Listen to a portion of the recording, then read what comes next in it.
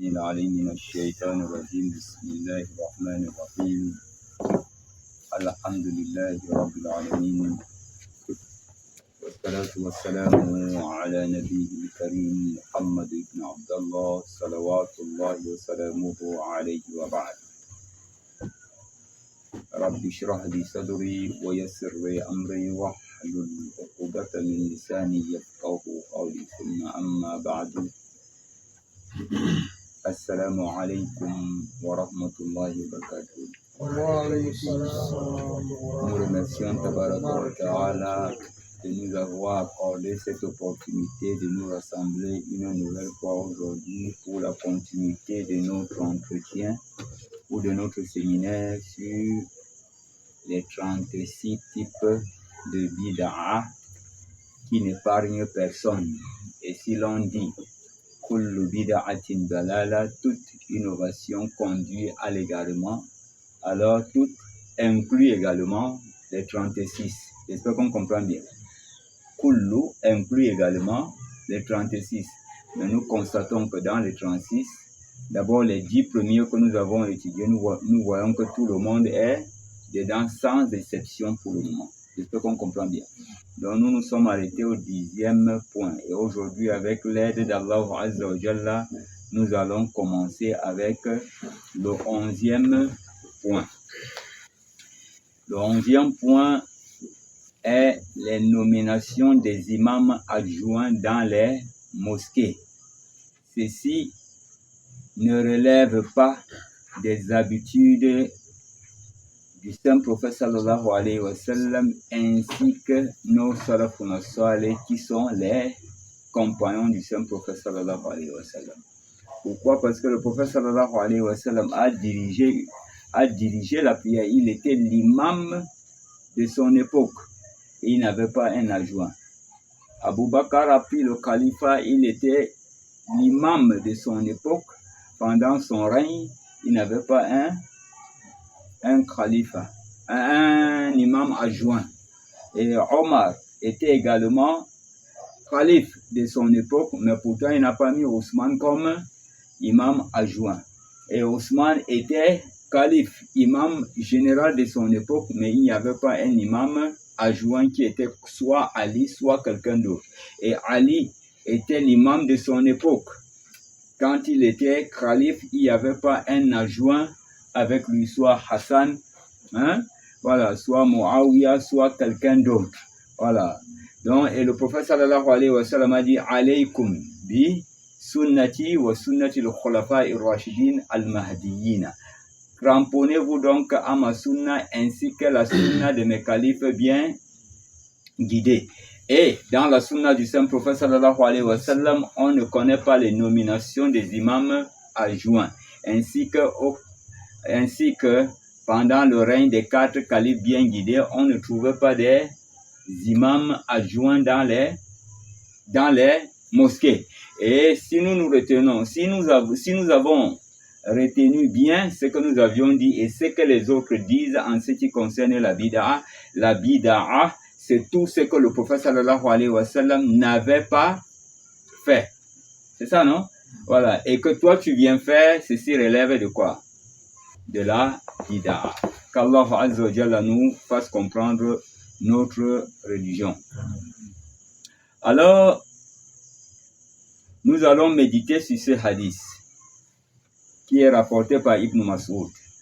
Voilà. Et cité par Imam Muslim dans son Sahih. Qu'est-ce qu'il dit? عن أبي مسعود الأنصاري رضي الله عنه قال On rapporte d'Abi Mas'ud al-Ansari qu'Allah Azza wa Jalla soit satisfait de lui, qala a dit قال رسول الله صلى الله عليه وسلم que le noble messager d'Allah sallallahu alayhi wa sallam a dit يؤم القوم أقرأهم لكتاب الله Yaqumul qawma, que dirige les gens, al-qawm ici est mis pour les gens, que dirige les gens celui qui maîtrise le plus, ou celui qui connaît le mieux le livre d'Allah Azza wa Jalla. Que dirige les gens celui qui connaît le mieux le livre d'Allah Azza wa Jalla. Oui. فإن كانوا في القراءة سواء وإن كانوا في قراءة سواء, si dans la lecture ils sont à égalité. Tu vois, ici il y a déjà combien? Il peut avoir 2, il peut avoir 3. Retenez bien. Ici maintenant, on passe au critère d'élection d'un imam. C'est le critère d'élection d'un imam. Alors le prophète sallallahu alayhi wa sallam a dit, si les deux sont pareils, oui, on fait comment? فأعلمهم بالسنة. Alors, on regarde celui qui a la bonne connaissance de la sunna. J'espère qu'on comprend bien. Celui qui a la maîtrise de la sunna. Oui. فإن كانوا في السنة سواء. Et si dans la sunna, ils sont à égal, hein? Ils sont à égal, oui. فأقدمهم هجرة. Alors, on regarde qui a fait la hijra le premier avant l'autre. Oui. فإن كانوا في الهجرة. Donc, on regarde qui a dévancé l'autre dans la hijra. J'espère qu'on comprend bien. Non. Oui. فإن كانوا في الهجرة سواء. فإن كانوا في هجرة سواء. Et si dans la hijra, ils ont fait la hijra ensemble, فأقدمهم سلما. Alors, on regarde celui qui s'est converti en premier dans la religion. J'espère qu'on comprend bien. Celui qui s'est converti en islam le premier, oui. ولا يؤمن الرجل في سلطانه. Alors qu'un homme ne doit pas diriger un autre homme là où il est autoritaire. J'espère qu'on comprend bien. Quelqu'un ne doit pas diriger un imam là où il est autoritaire. Je ne sais pas si on comprend bien. Tu entres dans une mosquée, tu passes devant et l'imam te suit derrière, sans que lui ne te donne l'ordre. J'espère qu'on comprend bien. Cela est interdit en islam. Voilà pourquoi le prophète sallallahu alayhi wa sallam a dit que personne ne dirige en prière un autre dans l'endroit où il est autoritaire. J'espère qu'on comprend bien. Ouais, on continue. ولا يقعد في بيته على تكريمته إلا بإذنه. Voilà, et qu'il ne doit pas également s'asseoir dans sa maison, dans le lieu où il s'asseye, sauf avec quoi? Sa permission. Ce hadith est rapporté quoi? Rawahu Muslim fi sahihi. Muslim a rapporté ce hadith dans son sahih. Maintenant, qu'est-ce qu'on comprend ici? Hein? Qu'est-ce qu'on comprend ici? Le prophète sallallahu alayhi wa sallam, celui qui a été déclassé à cause de la conversion de l'autre, a été choisi comme imam. Aidez-moi à comprendre. Il a été choisi comme imam. Attends, le prophète a dit, que vous dirigez la prière, c'est lui qui a le mieux la connaissance du Coran. S'ils sont identiques, ils sont pareils dans la lecture, alors on regarde quoi? C'est lui qui a la maîtrise de la sunna. S'ils sont identiques, on regarde qui encore? C'est lui qui a fait la hijra le premier. Si dans la hijra, ils sont à égal, on regarde qui? C'est lui qui s'est converti en islam. Bon. Qui est-ce qu'on doit mettre devant? Parmi les deux. Hein? C'est celui-là qui a la connaissance du Coran. La sunna. C'est ça, non? Voilà. Il a la connaissance du Coran, il a la connaissance de la sunna et il a fait la hijra. Voilà. Et il est le premier à se convertir en islam. Bon, maintenant, quant à l'autre, on le met dans quelle catégorie? Son adjoint. Si tu te prononces là, on va te dire le dalil. Le prophète n'a pas dit lui rester en tant qu'imam adjoint. Il est déjà déclassé. Voilà celui qui dirige. Je ne sais pas si on comprend bien. Donc, celui qui dit que non, il y avait des imams adjoints, demande-le. L'imam adjoint du prophète était qui dans sa mosquée? Officiellement. Et l'imam adjoint de Abu Bakr était qui officiellement? Et imam adjoint de Omar était qui officiellement? Et imam adjoint de Ousmane était qui officiellement? Et imam adjoint de Ali était qui officiellement? Dans le cas où il n'y a pas, on le met dans quelle catégorie? selon le vocabulaire de ces gens? Sunna ou bida? Vous hésitez? C'est la bida. C'est la bida. Jusqu'à la preuve du contraire. Maintenant, qui ne pratique pas cette bida? Mais tu passes ton temps à condamner bida, et pourtant tu es dedans. Et pourtant tu es bien mouillé dedans. Qu'Allah Azza wa Jalla nous fasse comprendre notre noble religion. Mais nous ne sommes pas de ceux qui disent kullu bida'atin dalala. Nous sommes du côté de l'imam Ash-Shafi'i qui dit il y a deux types de bid'a. Il y a la bonne qui conduit vers ce que Allah aime et agrée. Et il y a la mauvaise qui conduit vers ce que Allah n'aime pas et n'agrée pas et qui s'oppose à la révélation. Bon, maintenant, ça, c'est quel type de bid'a? C'est la bid'a détestable. Détestable, pourquoi? Parce que lorsqu'il y a deux capitaines dans un bateau, finalement, ça finit par quoi? Voilà pourquoi certains messieurs aujourd'hui, ce vendredi, l'imam monte et il dit telle chose. Vendredi prochain, quand l'autre imam viendra, il vient faire le rad à ce que l'autre imam avait dit. Et ça fait naître quoi? Le désordre et la haine entre les imams. Des fois, on voit dans des mosquées, les imams se quereller. Voilà. Les imams s'envient. À cause de quoi? Si on avait désigné un adjoint, il devrait avoir tout ça. On devait avoir un seul commandant dans la mosquée. Et le fait qu'on engendre tous ces imams-là amène à la fin quoi? Les problèmes entre les imams. Voilà. Et ça vient embrouiller maintenant quoi? Les fidèles. Qu'Allah Azza wa Jalla nous fasse comprendre notre noble religion. Ainsi donc, on n'en connaît pas l'origine de cela dans la sunna du saint prophète sallallahu alayhi wa sallam, ni ceux des califes bien guidés. Comme le prophète sallallahu alayhi wa sallam a dit, alaykum bi sunnati wa sunnati al-khulafa ir-rashidin al-mahdiyyin. Et quiconque en sait que non, cela fait partie de la sunna, doit en apporter la preuve, sinon elle sera une bid'a. J'espère qu'on comprend bien. Si quelqu'un en sait, alors il doit présenter la preuve. Dans le cas où il n'y a pas la preuve, on considère ça comme une bid'a. Qu'Allah Azza wa Jalla nous facilite. Nous sommes à la 12e. Le fait de ne pas prier toute sa vie dans la mosquée sans chaussures. Le fait de ne pas prier toute sa vie dans la mosquée sans chaussures. Ceci constitue une bid'a et surtout blâmable.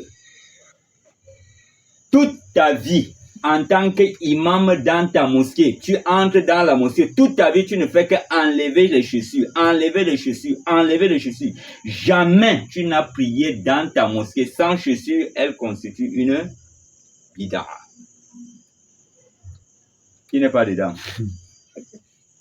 C'est compliqué aujourd'hui. Ouais. Mais il y a la preuve, non? Toute ta vie, tu ne fais que prier avec sans chaussures, sans chaussures. Je ne parle pas de dehors, je parle dans la mosquée. Ceci est une bid'a détestable parce que ça s'oppose à un ordre du saint prophète sallallahu alayhi wa sallam. Je ne sais pas si on comprend bien. Voilà. Car il est rapporté. Oui, allons-y. عن أبي سعيد الخدري رضي الله عنه قال On rapporte d'Abu Sa'id al-Khudri qu'Allah Azza wa Jalla soit satisfait de lui. Qala a dit. بينما رسول الله صلى الله عليه وسلم بينما النبي صلى الله عليه وسلم, donc pendant que nous étions avec le saint prophète sallallahu alayhi wa sallam, oui. يصلي بأصحابه Yusalli bi ashabihi, alors qu'il priait avec qui? Ses compagnons, oui. إذ خلع نعليه, alors il retira ses chaussures pendant quoi? La prière. Avec qui? Ses compagnons derrière lui ou dans sa mosquée. Oui. فوضعهما عن يساره. Alors il les a mis à sa gauche. Le prophète sallallahu alayhi wa sallam a mis ces chaussures-là à sa gauche. Il les a retirées pendant qu'il priait et il les a mis où? À sa gauche. Ne dis pas que le fait qu'il a retiré, tu te limites ici, tu vas dire que donc on peut retirer les chaussures pendant la prière. Donc c'est un acte comment? Détestable. Non, attends d'abord, tu écoutes la raison qui l'a poussé à enlever les chaussures. J'espère qu'on comprend bien. Donc il les a enlevées parce que quelqu'un peut te prendre ça, il l'enlève, il coupe la partie là. J'espère qu'on comprend bien. Et il te place ça comme dalil sans te citer l'ensemble du hadith. Ouais, qu'est-ce qui se passe après? فلما رأى ذلك القوم Lorsque les gens ont vu ce fait du saint prophète sallallahu alayhi wa sallam pendant qu'il était en train de leur diriger la prière, le prophète a enlevé sa chaussure et il les a mis à sa gauche. Alors, qu'est-ce que les gens ont fait après l'avoir vu? Alors, ils ont également enlevé leurs chaussures. Voilà. Ils ont également enlevé leurs chaussures et ont placé de la manière que le prophète a placé. Pourquoi ils ont agi ainsi? لَقَدْ كَانَ لَكُمْ فِي رَسُولِ اللَّهِ أُسْوَةٌ حَسَنَةٌ لِمَنْ كَانَ يَرْجُو اللَّهَ وَالْيَوْمَ الْآخِرَ. Vous avez dans le messager de Dieu sallallahu alayhi wa sallam un parfait modèle à suivre pour quiconque veut espérer en Allah et au jour dernier. Comme le modèle l'a enlevé, on attend quoi? On enlève également. Voilà, on les met de côté. Maintenant, qu'est-ce qui va se passer? فلما قضى رسول الله صلى الله عليه وسلم فلما قضى النبي صلى الله عليه وسلم, lorsque le saint prophète sallallahu alayhi wa sallam ou le noble messager d'Allah sallallahu alayhi wa sallam a terminé la prière, oui, قال alors il les a dit, constatant qu'ils ont enlevé leurs chaussures, oui, ما حملكم على إيقاء نعالكم. Mais qu'est-il arrivé du fait que vous vous êtes débarrassé de vos sandales? Donc, pourquoi est-ce que vous avez enlevé vos chaussures? Hein? Il y a problème, il n'y a pas. Pourquoi vous avez enlevé vos chaussures? Maintenant, ils vont dire, parce que nous t'avons vu enlever. Et Allah dit quoi? Tu es un modèle pour nous. Et le modèle n'a pas besoin de dire enlever. Une fois qu'on le voit, on fait. Une fois qu'on le voit faire, on fait également. Voilà pourquoi nous avons agi de la sorte. Maintenant, le prophète leur demande, pourquoi donc vous avez agi de la sorte? Qu'est-ce qu'ils disent? رأيناك ألقيت نعليك فألقينا نعالنا. Alors, ya Rasulullah, nous t'avons vu retirer tes chaussures et nous l'avons fait également. Hein? Attends, il n'est pas une voie à suivre. Si. In kuntum tuhibbuna Allah, تتبعوني. fattabi'uni. Si vous dites vraiment que vous aimez Allah, suivez-moi. Ils l'ont suivi ou pas? وَلَقَدْ كَانَ لَكُمْ فِي رَسُولِ اللَّهِ أُسْوَةٌ حَسَنَةٌ لِمَنْ كَانَ يَرْجُو اللَّهَ وَالْيَوْمَ الْآخِرَ. Dans ce contexte-ci, ils ont pris le prophète comme modèle. Oui. Ils l'ont pris. Donc à partir d'ici, nous comprenons tout ce que nous avons étudié la semaine passée. Que quoi? Que les Sahaba pratiquaient le quoi? Le Coran. Je ne sais pas si on comprend bien. Donc à partir d'ici, nous voyons que les Sahaba pratiquaient quoi? Le Coran. Alors ils disent, ô prophète de Dieu, nous t'avons vu retirer donc tes chaussures et nous avons retiré les nôtres. Oui. فقال رسول الله صلى الله عليه وسلم. Alors le saint prophète sallallahu alayhi wa sallam leur dit, إن جبريل صلى الله عليه وسلم أتاني فأخبرني. alors Inna Jibril, certes en toute franchise, c'est Jibril qui est venu à moi, alayhi salatu wa salam. Hein? Fa akhbarani, c'est ça? Non. Et m'a informé, oui. أن فيهما قذرة.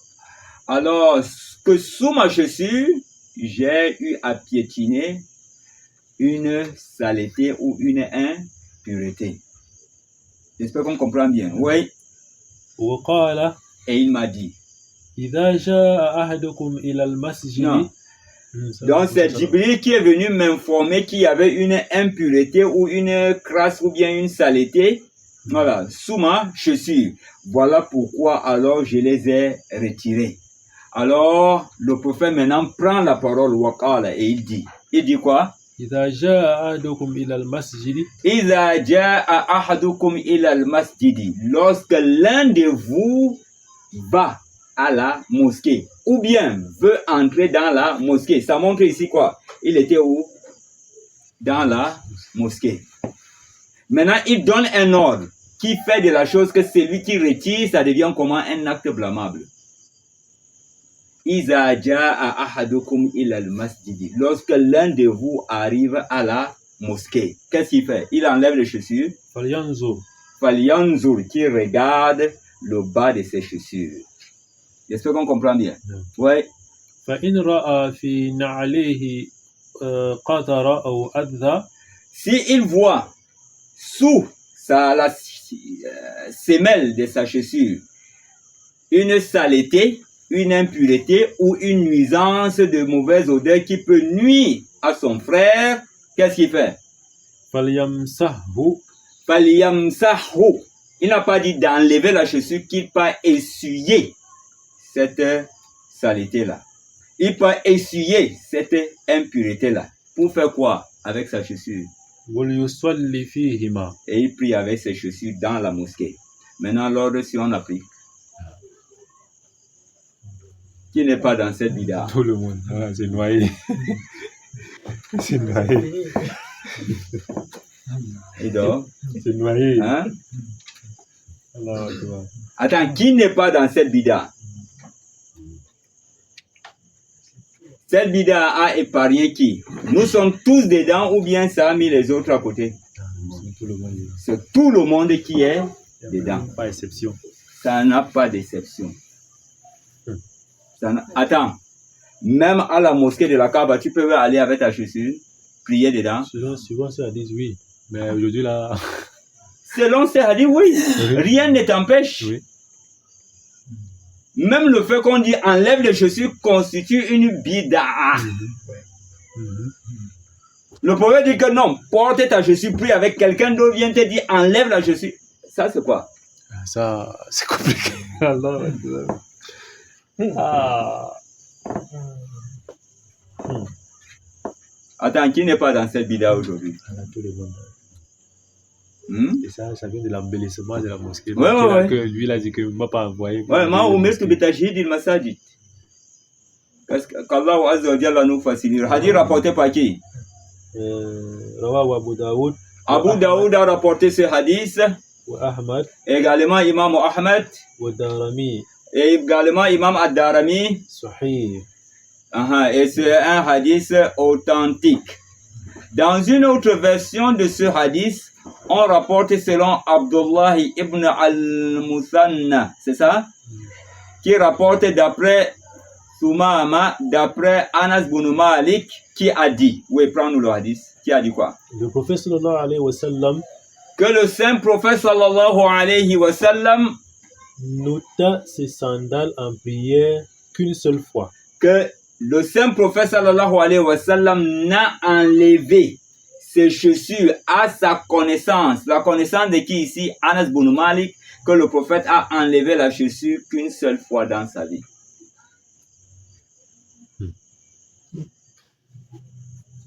Pour prier, hein? À la mosquée. Oui. Il va donner à quel moment? Allons-y. À ce moment-là, les gens ôtèrent les leurs. À ce moment-là, donc il amène un élément de complémentarité qui n'était pas dans l'autre hadith, puisque la partie si on n'avait pas cité. À ce moment-là, les gens enlevèrent leurs chaussures, oui. Alors le prophète sallallahu alayhi wa sallam dit. Alors, immédiatement, quand le prophète a terminé la prière, il a constaté que tout le monde a enlevé la chaussure, alors il leur a dit. Pourquoi avez-vous retiré vos sandales? Pourquoi avez-vous retiré vos sandales? Ça veut dire donc quoi? Quand ils demandent pourquoi, ils ont bien fait ou ils ont mal fait? Aidez-moi à comprendre. Ils n'ont pas bien fait. Ils n'ont pas bien fait. Ça veut dire quoi? Ils n'ont pas le droit d'enlever. Pourquoi l'avez-vous enlevé? C'est même, voilà, c'est comme une reproche. Barakallahu fi. Il les reprochait. Pourquoi avez-vous enlevé la chaussure? Ouais, qu'est-ce qui va se passer? Nous t'avons vu les retirer, alors nous les avons retirés. Ya Rasulullah, Allah a dit, tu es notre modèle et on doit suivre ta voie. Nous t'avons vu retirer, on a retiré aussi à Rasulullah. Oui, allons-y. Il dit, Jibril veut m'informer qu'il s'y trouvait une impureté. Alors c'est Jibril qui est venu m'informer. La raison pour laquelle j'ai enlevé ces chaussures, c'est parce que Jibril est venu m'informer que sous ma chaussure, il y avait une impureté. Ce n'est pas que tu dois avoir une chaussure neuve pour prier avec. Hein. Non, c'est la chaussure que tu as souvent l'habitude de marcher avec. Quelqu'un va dire que mais tu es entré dans la toilette, le prophète dit si tu as piétiné même une saleté, va essuyer sur la terre et viens, entre et prie avec ta chaussure. Celui qui a la preuve du contraire apporte. Voilà. Celui qui a la preuve du contraire apporte. J'espère qu'on comprend bien. Ouais, allons-y. Al-Bayhaqi, rahimahullah ta'ala, a dit, alors, l'imam al-Bayhaqi, rahimahullah ta'ala, a donc dit, Abdullah ibn al-Mutanna l'a rapporté seul. Alors, Abdullah ibn Muthanna a rapporté donc ce hadith seul, oui. Et sa chaîne de transmission est correcte. Et sa chaîne de transmission, d'après les recherches, nous ont prouvé que c'est correct, oui. J'ai dit, Abdullah ibn al-Muthanna compte parmi ceux dont al-Bukhari rapporte. Alors, al-Bayhaqi dit, Abdullah ibn Muthanna compte parmi ceux dont al-Bukhari rapporte le hadith.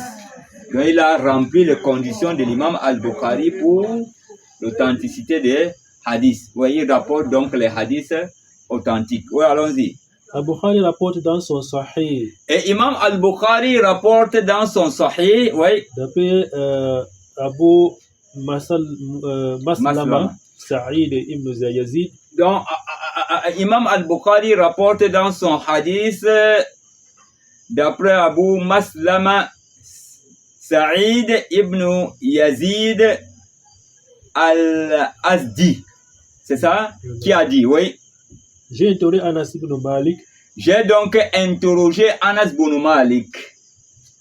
Le prophète priait-il chaussé de ses sandales? Alors, le prophète sallallahu alayhi wa sallam priait-il chaussé? Donc, le prophète priait en portant ses sandales? Oui ou non? Oh, Anas, toi qui as vécu avec le prophète et tu as prié derrière le prophète. Oui? Il répondit oui. Bien sûr. Il priait avec les sandales. Soit dans la mosquée, soit en dehors de la mosquée. Mais nous sommes ici dans la sunna de la mosquée. Demande à celui qui dit bida, bida là. Lui, est-ce qu'il pratique cette sunna? Hein? Prier dans la mosquée sans chaussures est une bida. Toute sa vie. Tu ne peux que prier sans chaussures dans la mosquée, c'est une bida. Hadith rapporté par Bukhari, numéro de hadith 386. Oui. Abdul Razak a cité dans son Musannaf. Donc maintenant, Imam Abdul Razak cite dans son Musannaf. Oui. D'après Ma'mar. D'après Ma'mar. D'après Sa'id al-Jariri. Al-Jariri. D'après Abil Oula ibn Abdullah ibn Shikhir. Oui. D'après son père qui a dit. Oui. J'ai vu le messager d'Allah sallallahu alayhi wa sallam prier en sandales. J'ai vu le saint prophète sallallahu alayhi wa sallam prier pas même en bottes, pas même en chaussures, mais je l'ai vu prier avec quoi? Avec les sandalettes. Tu peux prier donc avec les babouches. J'espère qu'on comprend bien. Voilà. Tu pries avec les babouches, tu pries avec les bottes, tu pries avec tout ce que tu as porté comme chaussures, que tu allais avec dans la toilette ou pas. Même le fait de dire que non, tu dois avoir une chaussure spéciale pour la prière, ça même c'est encore une autre bida. C'est la chaussure que tu portes là. Tu viens avec, c'est cette chaussure-là qu'on te demande de prier avec. Ce n'est pas que tu vas avoir une chaussure réservée pour ça. Non. J'espère qu'on comprend bien. Oui. Les rapporteurs dans cette chaîne de transmission sont des rapporteurs du Sahih. Donc les rapporteurs dans cette chaîne de transmission sont tous des rapporteurs de Sahih. Donc Sahih al-Bukhari. Oui, allons-y. Abu Daoud rapporte dans ses Sunan.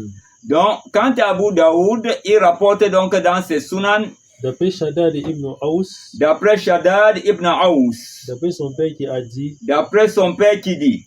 Le messager d'Allah sallallahu alayhi wa sallam a dit, Alors le saint prophète sallallahu alayhi wa sallam a dit, différenciez-vous des juifs. différenciez-vous des juifs. Ne faites pas comme des juifs. Et ici on nous dit souvent quoi? Man tashabbaha biqawmin fahuwa minhum. Quiconque cherche à ressembler aux gens, il est l'un de leurs. Maintenant le prophète nous dit quoi? Ne ressemblez pas aux juifs. Maintenant la ressemblance à quel niveau? Allons-y. Car certes, il ne prie ni en sandales, ni en chaussons. Il ne prie pas avec les chaussures et il ne prie pas avec les chaussettes. Non. Quant à vous, vous devrez prier comment? Maintenant, celui qui prie sans chaussures, sans chaussettes, il imite qui? Il ressemble à qui? Les juifs.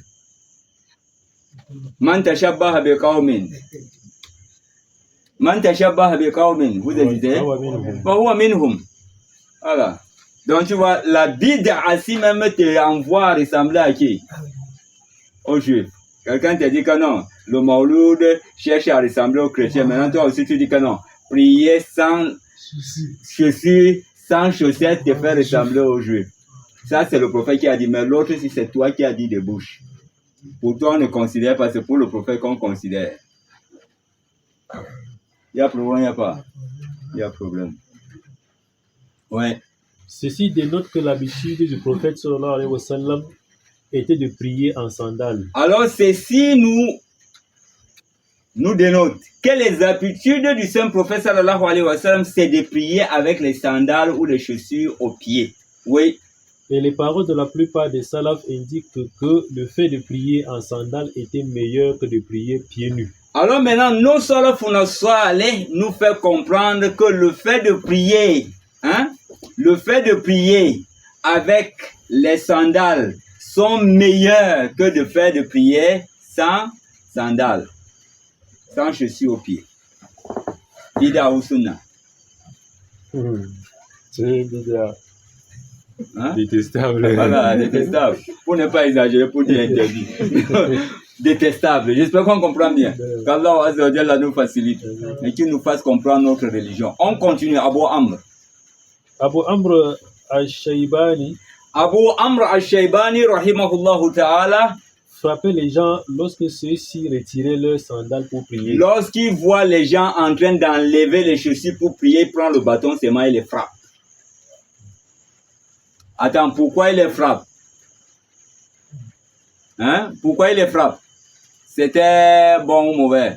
C'était mauvais, pourquoi? C'était mauvais. C'était une mauvaise bida ou pas? C'était pas bon. Ce n'était pas bon. Pourquoi? Parce que ça s'opposait aux ordres du prophète. Et en enlevant la chaussure, on finirait par étouffer cette sunna. Et nos petits-enfants là ne vont même plus connaître cette sunna. Le moment qu'on va dire qu'on peut prier avec la chaussure, il risquerait même rendre mécréant celui qui prie avec la chaussure. Ah, ça se passe déjà aujourd'hui.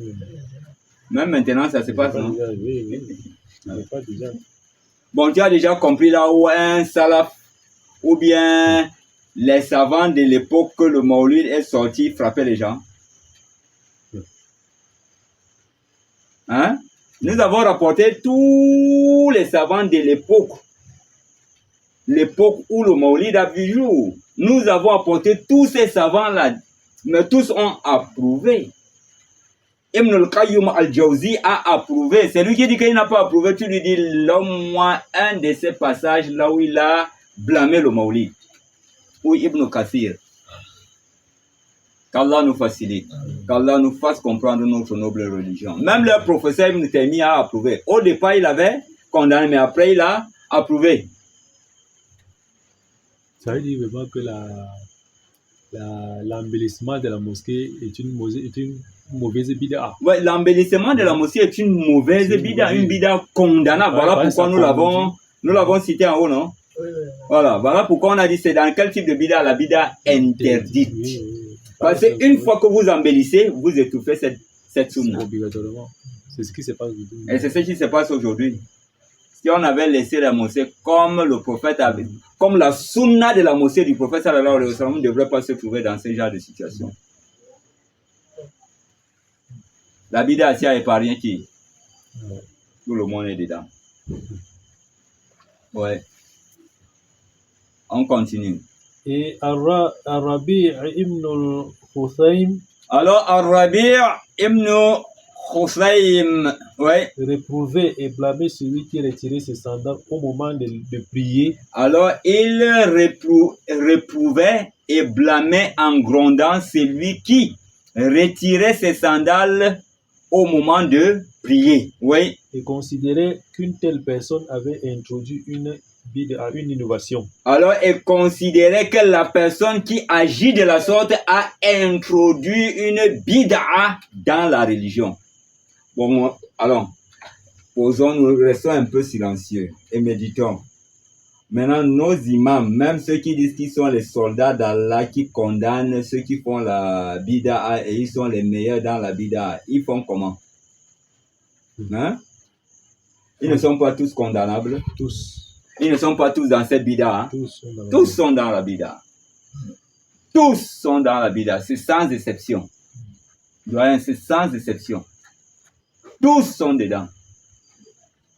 Voilà pourquoi quand on veut parler de la sunna et de la bid'a, mon frère, ça ne demande pas une étude de quelque temps. Il faut rester longtemps étudier ce sujet avant de te prononcer.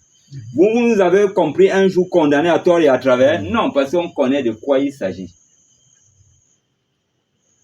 On connaît de quoi est-ce qu'il s'agit. Voilà pourquoi nous avons dit qu'il y a combien de répartitions de la sunna? 5. Il y a combien de répartitions de la bid'a? 5. Il y a la sunna wajiba, mustahabba, makruha, muharrama et quoi encore? Et mubaha. C'est comme ça la bid'a. Il y a la bid'a wajiba, mustahabba, makruha, muharrama et quoi encore? Mubaha. Voilà. J'espère qu'on comprend bien. Ouais, allons-y. De même, de même, Imam An-Nakhai, oui. Et Abu Ja'far Muhammad ibn Ali. Et Abu Ja'far Muhammad ibn Ali, oui. Chaussaient tous deux leurs sandales lorsqu'ils s'apprêtaient à prier. Lorsqu'ils s'apprêtaient à prier, même s'ils étaient pieds nus, ils cherchaient d'abord à mettre d'abord les chaussures pour aller prier. Pourquoi? Parce que c'est une sunna. Aujourd'hui là, qui n'est pas dans la bid'a ici? Dans la mosquée. C'est même pas que c'est difficile. Alors on connaît quelqu'un? Non. J'espère qu'on comprend bien. Tous sont mouillés dans cette bid'a. Ouais, on continue. Et plus d'un parmi les salafs ont ordonné de prier en sandales. Et plus d'un, donc ce n'est pas un, ce n'est pas deux, c'est plusieurs parmi les salafs qui ont donné l'ordre de prier avec quoi? Avec les sandales. Voilà, avec les sandales à l'instar de qui? d'Abi Huraira. Voir Fathul Bari, vol 2, page 213 à 215. Pour celui qui veut encore davantage des informations, alors il va dans le livre de Ibn Hajar al-Asqalani, l'explication de Sahih Bukhari, Fathul Bari, c'est ça? Non. Fathul Bari, vol 2, page 213 à 215. C'est bon, déjà, on passe. Non. 13, c'est ça? La fixation des heures de prière à travers les montres dans des mosquées ne vient pas de nos salafun salih. Le fait de fixer les heures, comme nous voyons là, j'espère qu'on comprend bien. Toutes les mosquées ont les heures, non? Oui. Ils ont les tableaux. Oui. Voilà. Maintenant, quelqu'un va dire que ça ne fait pas partie de la religion. Qui t'a dit que l'heure ne fait pas partie de la religion? Hein? Ya ayyuhallazina amanu kutiba ana. Ya ayyuhallazina amanu.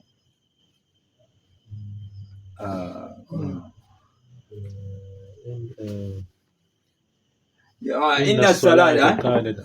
Voilà. Ya ayyuhallazina amanu. Inna salata kanat ala al-mu'minina kitaban mawquta.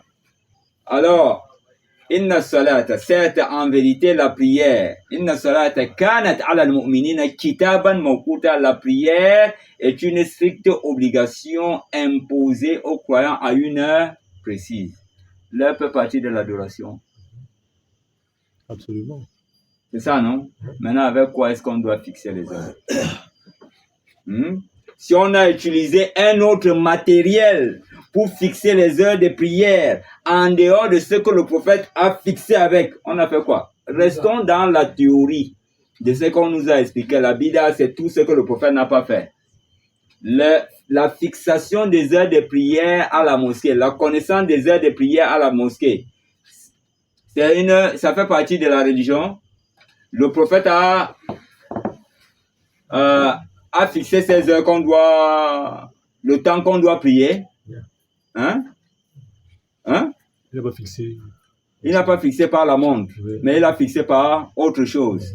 Et tout celui donc qui utilise autre chose que le prophète n'a pas utilisé, alors que la chose avec laquelle le prophète a fait avec est existentielle. Il a fait quoi? La bida. On continue. Il est rapporté. عن عبد الله بن عمرو On rapporte d'Abdullah ibn Amr, رضي الله عنهما qu'Allah Azza wa Jalla soit satisfait de lui et de son père. أن رسول الله صلى الله عليه وسلم Que قال le messager de Dieu sallallahu alayhi wa sallam a dit, وقت الظهر le temps de la prière de Zuhur, c'est pas la montre, dans l'heure de la prière de midi. Zuhur ici veut dire midi, oui. إذا زالت الشمس C'est au moment où le soleil commence à se décliner de son zénith. Il t'a donné l'heure. Maintenant, qu'est-ce que nous on fait? On doit aller observer le soleil. Ça n'a pas d'affaire avec la montre. Puisque le prophète a donné, non? Il y a une déclaration ici. Attends. Il y a une déclaration dans le texte. Le prophète s'est déclaré, non? Oui. Soleil. Il a dit l'heure de la prière de midi, c'est le moment où le soleil commence à décliner de son zénith. J'espère qu'on comprend bien. Oui, allons-y. وكان ذل الرجل كطوله Et que l'ombre de l'homme est équivalent à sa taille. J'espère qu'on comprend bien. À sa longueur. J'espère qu'on comprend bien. Dans le moment où l'ombre de la personne équivaut à sa taille, l'ombre là a disparu. Non. Pour dire que non, c'était à l'époque du prophète. L'ombre est là, non? Donc on va fixer avec quoi? Vous avez mis les montres, alors pourquoi? Alors que la taille là, l'ombre là est là. Si vous voulez même mettre seulement un piquet à la cour de la mosquée, dès que le piquet a sa taille, l'ombre du piquet est à la même taille que machin. Non, le muezzin peut déjà appeler. Laissez les montres tranquilles. Parce que quoi, le prophète n'a jamais utilisé. Et l'heure fait partie de l'adoration. Parce que c'est à partir d'elle qu'on nous impose quoi? L'obligation de prier. Ou bien, attends, on peut dire que non, l'ombre a disparu. Ton ombre a disparu. Donc on n'a pas de dalil pour dire qu'on va utiliser quoi? La montre. Il n'y a pas de dalil. L'ombre est là. Maintenant, qui pratique le hadith ici? Qui pratique maintenant ce hadith? Le hadith est posé, hein? Maintenant, ça orne seulement le livre, mais on ne travaille pas avec. Des fois, à 13 heures là, des fois, tu vois même ta taille là, même ça a dépassé. Et on te dit que c'est lorsque ton ombre atteigne ta taille. L'heure est entrée. Bida ou sunna. On continue. ما لم يحضر العصر Voilà, tant que le temps de Asr n'entre pas. Oui. وقت العصر Et l'heure de la prière de Asr. ما لم تصفر الشمس. Donc l'heure de la prière de Asr, ça veut dire quoi? L'heure de la prière de l'après-midi. Ne commence pas que le... Oui, allons-y quoi? ما لم تصفر الشمس.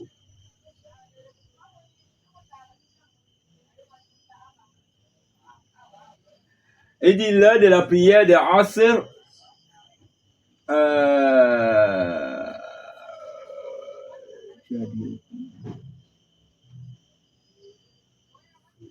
Donc, l'heure de la prière de Asr va...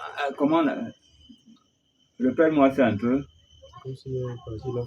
Donc, ووقت العصر ما لم تصفر الشمس. Très bien. Wa waqtul asr est l'heure de la prière de Asr, donc de l'après-midi. Elle perdure tant que le soleil n'a pas pâli. J'espère qu'on comprend bien. N'a pas pâli. Oui.